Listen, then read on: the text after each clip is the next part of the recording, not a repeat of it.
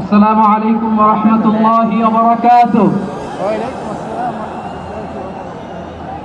আমাকে আজকের এই জনসমুদ্রকে শান্ত করার জন্য বলা হয়েছে। আমি জানি না আপনারা কি শান্ত হবেন না অশান্ত হয়ে যাবেন।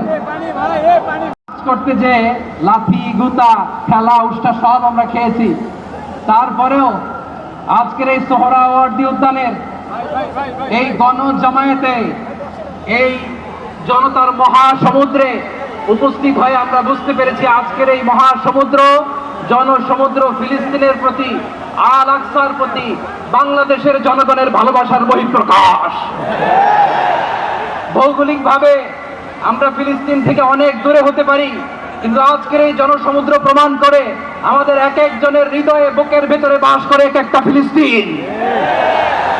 আমাদের হৃদয়ে বাস করছে এক একটা গাজা, আমাদের হৃদয়ে বাস করে এক একটা আল কুদস। চিৎকার করে বলুন ঠিক কিনা।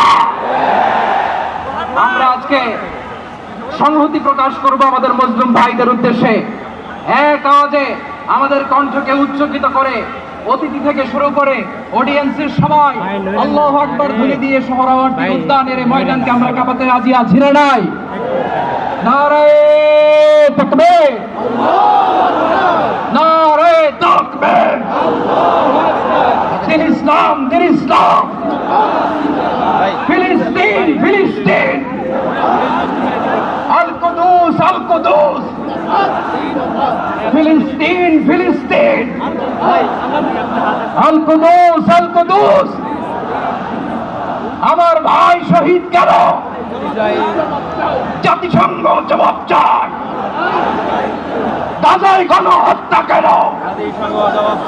জাতিসংঘ জবাব চায়। আমি যা বলি আমার সাথে আওয়াজ করে ইংরেজিতে স্লোগান